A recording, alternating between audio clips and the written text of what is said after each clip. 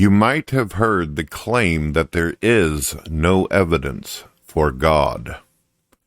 This is a false statement.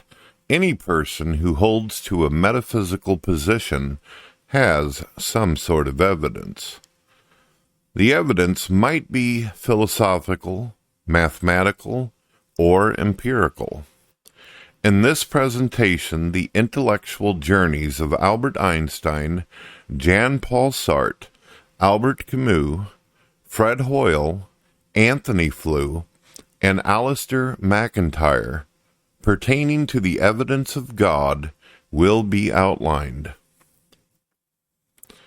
Albert Einstein's journey will now be outlined. Albert Einstein was a world-famous theoretical physicist who became known as a genius for his general theory of relativity. Einstein was awarded the Nobel Prize in Physics, especially for discovering the law of the photoelectric effect.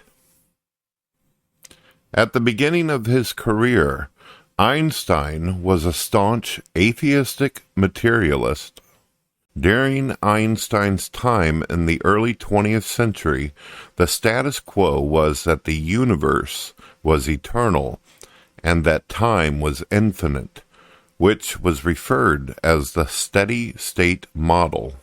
When Einstein developed the general theory of relativity, the theory, along with the cosmological findings during the middle of the 20th century, pointed towards the fact that the universe had a definite beginning and that time was finite. This made Einstein very uncomfortable, since that fact would challenge the status quo at the time. To avoid this conclusion and the metaphysical implications of his cosmological findings, Einstein desperately invented a fudge factor in his calculations. When the Christian astronomer George Lemaitre corrected Einstein's calculations, the fudge factor was shown to be bogus. The universe did, in fact, have a beginning, for real. The evidence that changed the scholarly consensus to accept the beginning of the universe included 1. The cosmic background radiation, 2. The Doppler redshifts indication of the universe's expansion, 3. The second law of thermodynamics, 4. The equation of general relativity, 5. The equation of special relativity, which is also known as the Borde-Guth-Vilenkin theorem. The secular scholar Alexander Vilenkin stated the following, quote, "With the proof now in place, cosmologists can no longer hide behind the possibility of a past eternal universe. There is no escape. They have to face the problem of a cosmic beginning." End of quote. Einstein would later admit that the fudge factor was the greatest stupidity of his life. Einstein later conceded that the universe had a beginning and that the universe needed a transcendent cause external of time and space. The great Albert Einstein had accepted God. Jean-Paul Sartre's journey will now be outlined. Jean-Paul Sartre was a world-famous atheist philosopher and was a Marxist. He supported the regimes of Stalin and Castro. Sartre acquired the Nobel Prize in Literature. The grounding of objective values haunted Sartre his entire life, where he, in a stroke of honesty, admitted that, quote, "If God does not exist, we find no values or commands to turn to which legitimize our conduct." End quote. The problem of evil has a prerequisite. The prerequisite for the problem of evil is that there is an external morality. An external morality is a term that is used to denote the moral judgments can be applied to other human beings. A few examples of such moral judgments include genocide, murder, and rape. The existence of evil must be part of the external world, and some things must be actually wicked in themselves, in order for the problem of evil to emerge in the first place. Hence, the problem of evil gives evidence for moral realism and moral laws. And a moral law implies a moral lawgiver, namely, God. Note, a moral ontology is referred to here, not moral epistemology. The procedure in which morality was developed does not explain why morality itself exists in the first place. To use an analogy, the process in which a building is constructed does not explain why a building was constructed there in the first place. Using the basis, the philosopher Eugen Nagasawa has developed, quote, the problem of evil for atheists, end of quote. Additionally, the secular philosopher J.L. Mackie did concede that the problem of evil is unable to disprove God, since God may in principle have a morally sufficient reason for allowing suffering.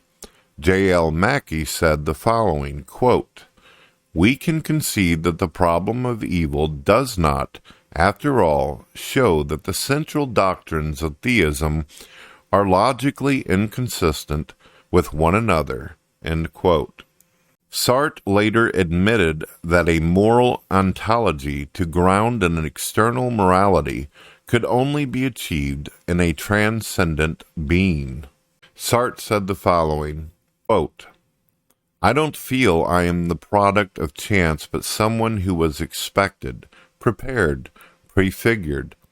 In short, a being that could be here thinks only to a creator. And this idea about a creator is referring to God, end quote. The great Jean-Paul Sartre had accepted God.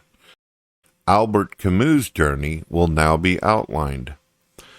Albert Camus was a world-famous atheist philosopher and novelist who acquired the Nobel Prize in Literature. Camus realized that since human beings are a meaning-seeking creatures, there must be real meaning out there in the world. Since human beings are storytelling creatures, there must be a grand storyteller and a grand narrative, which can only be sufficiently grounded in Christianity. Camus later said the following, quote, I am ready. I want this. This, Christianity, is what I want to commit my life to, end of quote. Camus wanted to get baptized. The great Albert Camus had accepted God. Fred Hoyle's journey will now be outlined. Fred Hoyle was a world-famous scientist and an atheistic materialist, where he staunchly defended the steady-state model. The evidence pertaining to the fine-tuning argument caused him to accept a designer of the universe.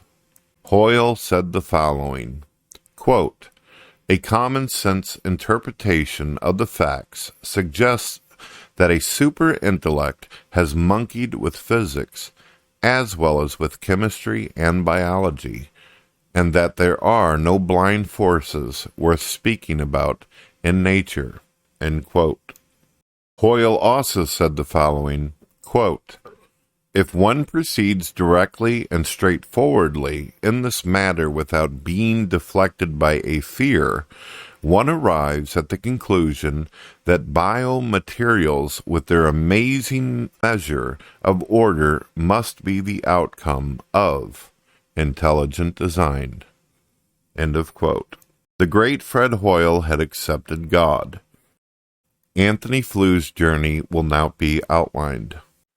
Antony Flew was a world-famous atheist philosopher for 50 years who fiercely debated Christians.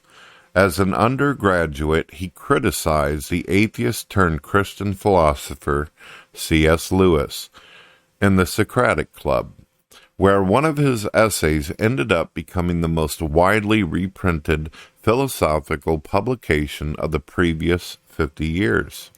After being the world's leading atheist philosopher for 50 years, Flew came to the conclusion that there was a designer of the universe. From the empirical findings surrounding 1. The origin of fine-tuning, 2. The origin of DNA's information, 3. The necessity of a transcendent cause to the beginning of the universe. Flew explained that the then recent scientific evidence showed that there was insufficient time for life to come into being from non-life. Flew said the following, quote, "I now believe there is a God. I now think it. The evidence does point to a creative intelligence almost entirely because of the DNA investigations." End quote. Flew also said that, quote, "The evidence for the resurrection is better than for claimed miracles in any other religion. It's outstandingly different in quality and quantity." End of quote. The great Antony Flew had accepted God. Alasdair Macintyre's journey will now be outlined. Alasdair Macintyre was a world-famous atheist philosopher and a committed Marxist, where he was a member of the Communist Party of Great Britain. In the process of attempting to disprove Thomas Aquina's philosophy, Thomism, Macintyre became a Christian theist, where Macintyre realized that a moral ontology could only sufficiently be grounded in theism. Macintyre said that he acquired, quote, "an Augustinian Thomist approach to moral philosophy," end of quote. The great Alasdair Macintyre had accepted God. In conclusion, men who accepted the implications of their scientific and philosophical findings came to accept the existence of a living creator of the universe, namely God. If you would like to determine who that God must be, make sure to check out our critical examination of the world's major religions.